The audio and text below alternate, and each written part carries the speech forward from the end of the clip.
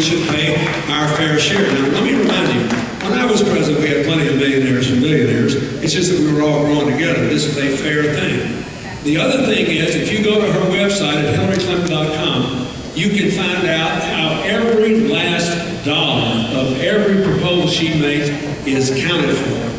Because she believes we have to go back to balanced budgets in order to give these kids a brighter future. It is wrong that we have done this in the last 7 years. And by the way, one more job thing. If you're interested in trade policy, both the candidates have said what they did to improve trade, then they've jabbed around with one another. But here's the truth. You ought to support Hillary on this because she's closed the circle on this. She has told you that you cannot enforce the trade laws as long as we have this big deficit. Nobody else has told you that. And you think about it and you'll figure out why. You know what trade enforcement is now compared to when I was there? 1/5. You know why? Because our big trade deficits are with China, Japan, Korea, and the oil countries in order. And every day we have to borrow money to keep the doors of the government open, right? Guess who loans us money in oil? China, Japan, Korea, and the oil countries. You can't blame them for that. They didn't make us shoot ourselves in the foot. If you were them, you'd do it too. You'd loan us money so we'd buy their stuff and we wouldn't close down the markets. We got contaminated toys or whatever. It's a good deal for them.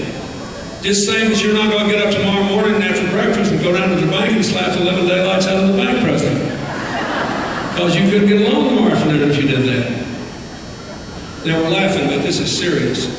We've got to get control of our economic destiny back. You cannot be a social progressive unless you're a fiscal conservative. That's what Hillary believes. I think that's what Indiana believes. And if you vote for us, we'll take you back to that.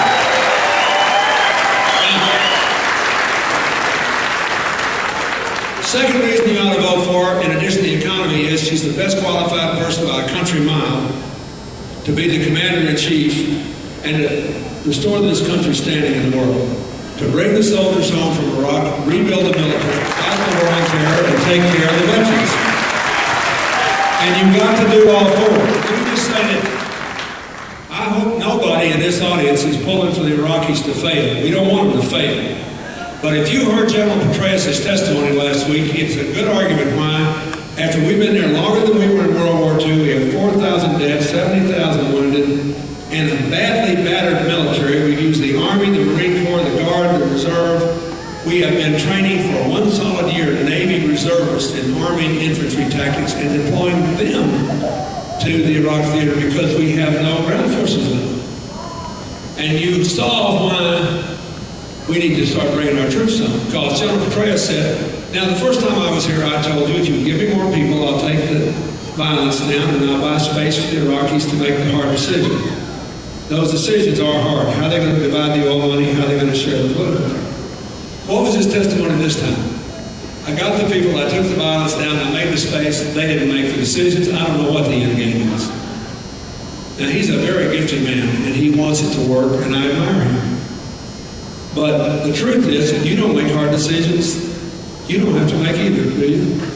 Did you ever wonder why they always try to get you to agree to the next appointment before you get out the door at the dentist office?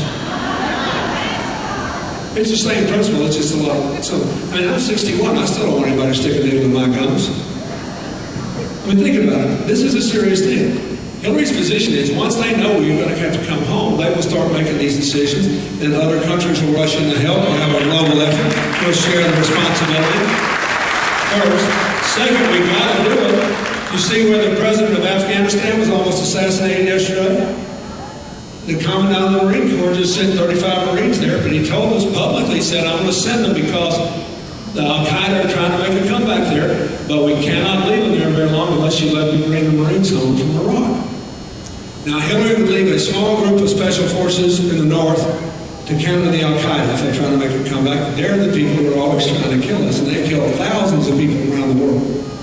They also are determined to stop the next president from doing the single most significant thing that could be done to lift the specter of terror from the future of the children of the Saudis, which is to have America actually succeed in brokering a lasting peace that ensured the security of Israel and a state for the Palestinian people. And she is committed to that.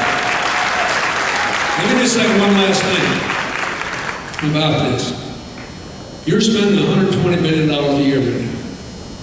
And we can save a lot of that money. But Hillary always asked me to say that if you elect her president, you can't spend it all because she will not permit America to make the shameful mistake we made after Vietnam and confuse an unpopular war with our obligations to the people who serve in it. She will take care of the veterans in this country and let me say, whenever I say this, I always look into the faces of the young people. And I realize that this is not going to be a voting issue for young voters unless they have someone in their family who's been in the military. But if we fail at this, it will be your nightmare. I know. We have 200,000 homeless veterans in America. Most of them are Vietnam era veterans, my contemporaries, Hillary's contemporaries. And they're homeless because they have their generation's version of what we call post-traumatic stress disorder today. If they had come home to what she proposes as a GI Bill of Rights, to serious counseling, to mental health care, to veterans homes if they couldn't live on their own, not just to education loans, but to small business loans and rent subsidies, and people who were doing outreach if they fell off the wagon and lost their homes, you wouldn't have some of these people living in cardboard boxes and sleeping under bridges, and she will never let it happen again. It's another